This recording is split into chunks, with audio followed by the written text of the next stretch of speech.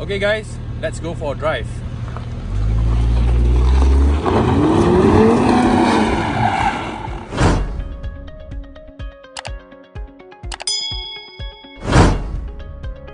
Hi, welcome back to my channel. This is Margo. Today I'm going to cover one of my very personal car, which is Volkswagen Tiguan MK1, but this is the first facelifted version, which is made in 2012.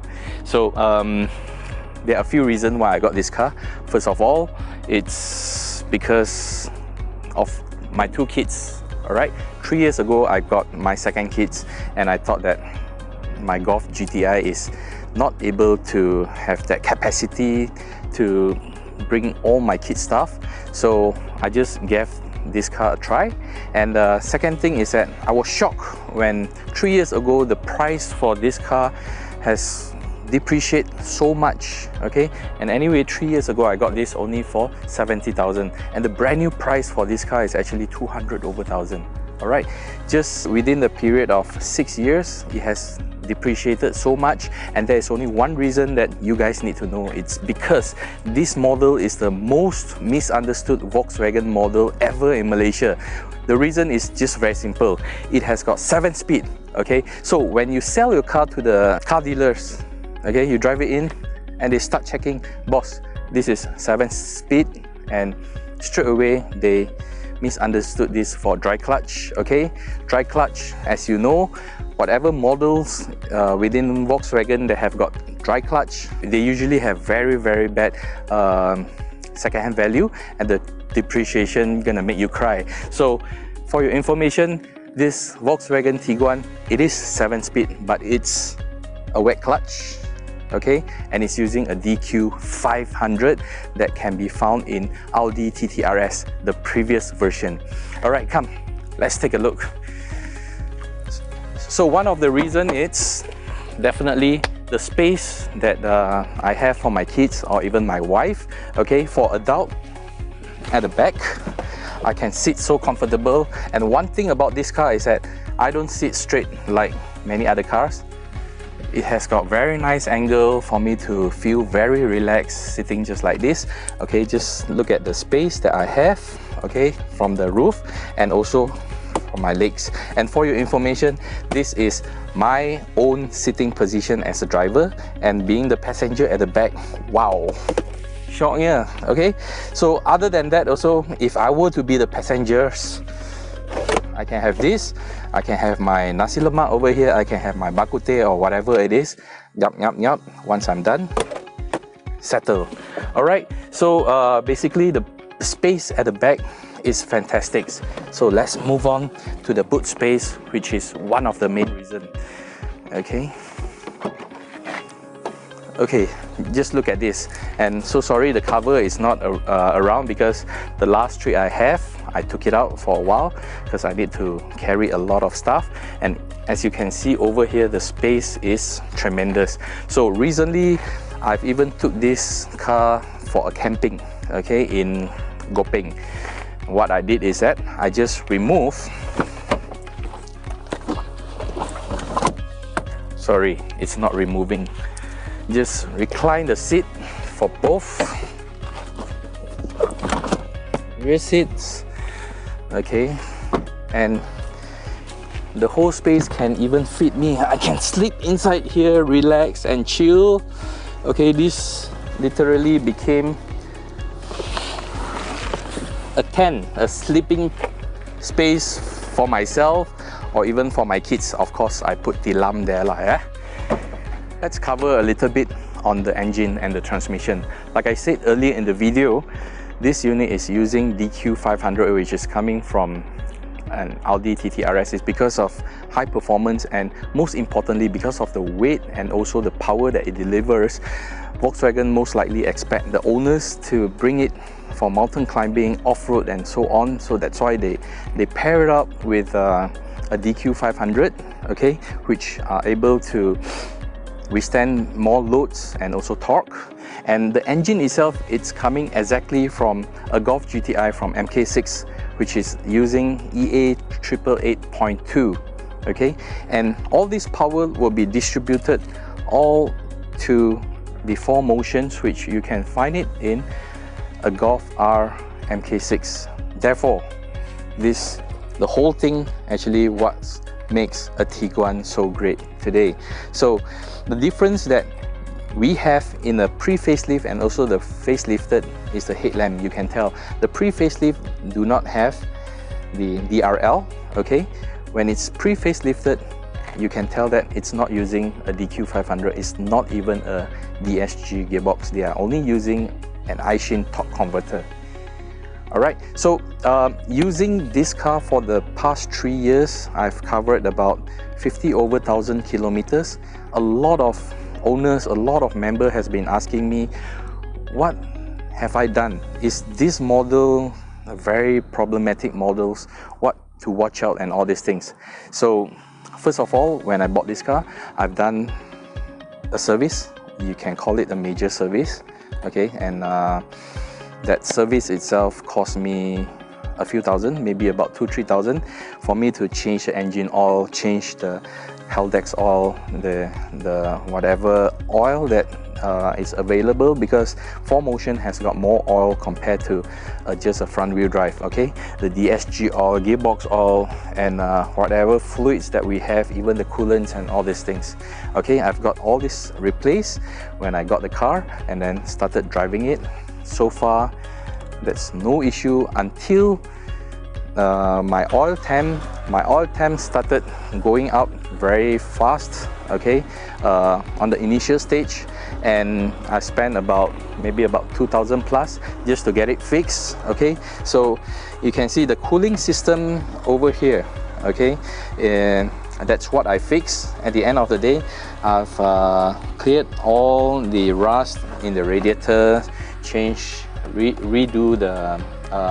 redo all the hoses for the coolants and all this. And at the end of the day, when the mechanic changed the engine oil cooler, that is the thing that makes a lot of difference.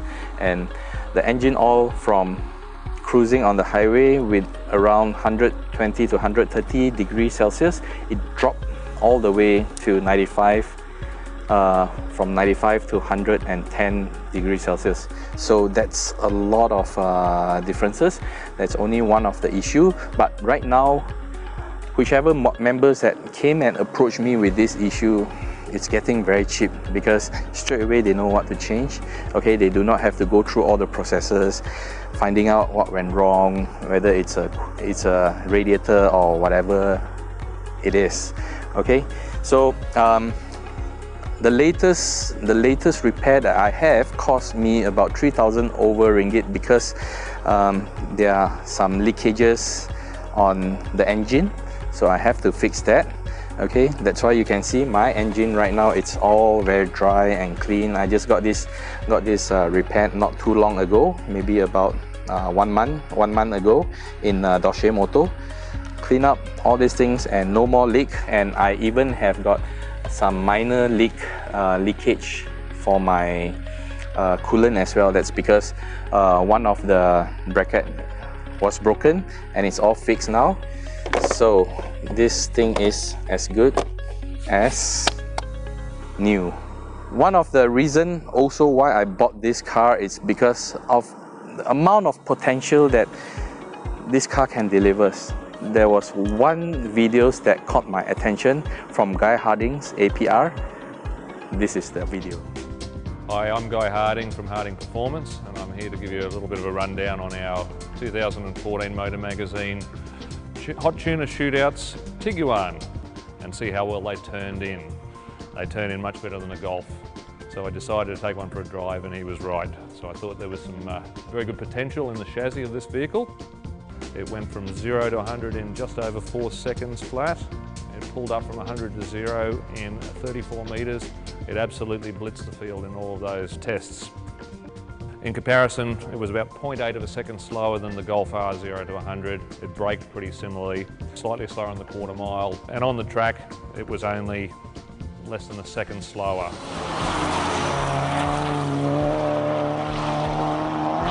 So that's the real big shock on how well this thing does go around. And most of that's a testament to how much more grip it has in the Golf R, where the Golf R is on the limit of its tyres. You just want to be careful you don't pull up beside it at the lights, because it might give you a bit of a shock. The most impressive thing for me about this vehicle really was how good it was when all the parts came together. It really surprised us here in the workshop as well as all of the competitors. It really was the talk of Hot Tuna 2000. Isn't that video impressive? This car can be as fast as a Golf R MK6. On tracks, they are not too far off difference, and if you really do out this engine, the acceleration can be crazy. Okay, I never expect that type of acceleration coming from this car, because from my perception, first of all, it's damn heavy, because if you look at it, it's definitely larger than a Golf R. Alright, but unfortunately for the past 3 years, I wanted to make this car more powerful. It's just that the repair bill along the way, you know, it took 1 month plus to just find out why my engine oil it's going at very high temperature. So I did not manage to start any projects, okay, in terms of power for this car. But the only things that I've done, it's on the handling side.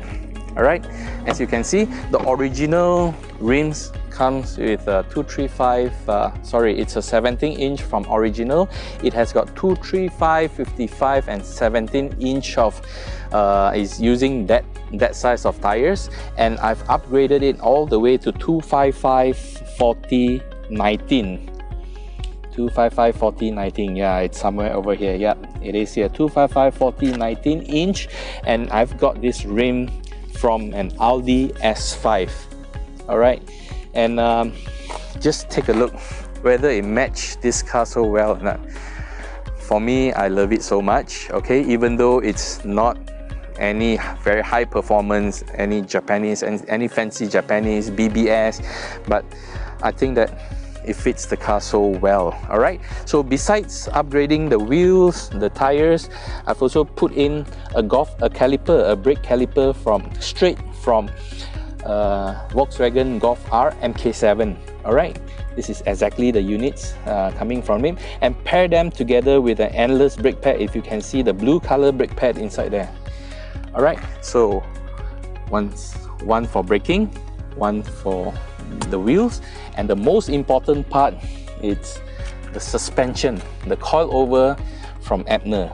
And this coilover took a while to be developed because of the car weight, because of the spring rate, because of the adjustment and all these things. And finally we have got this correct setting about 3 to 4 months ago, and it's running very, very well as a daily drive right now. So the last thing that I've got this change, it's the Tpms. Okay, I've got a built-in Tpms over here, but it's not the original Tpms from Volkswagen Audi, not from VAG. It's an aftermarket from Philips, and you can see the display in the car. So this display is telling me what are the pressure for each tire and also the temperature over here. So this is one of the very, very important gadget, if you ask me, because we only have got the sensors telling us that our tire has low air pressure based on the rotation, but this one will really tell the pressure. Alright, so besides that, everything it's very basic for this car. If you can see this, the steering wheels, all those are very stocks. Okay, the only thing that I like, it's the material for the dashboard. It's all with soft rubbers and a very nice leather seat, which it's, if you ask me, it's okay, but it's not as impressive as those in the Golf that give us a very good support. But anyway, this is just a family car. It's not a sports car or whatsoever, and if you want to get it sportier, you can. There are plenty of parts that you can switch it in. You can even get a Golf R, Sirocco R seats, and or even aftermarket seats to just replace these seats. Yes, it looks a bit old and normal, but it served the purpose. Okay, and basically that's all about the interior. So guys, for a 9-year-old car which used to be 200 over 1,000, and after 9 years it's only 40 over 1,000 ringgit, do you think that is worth it?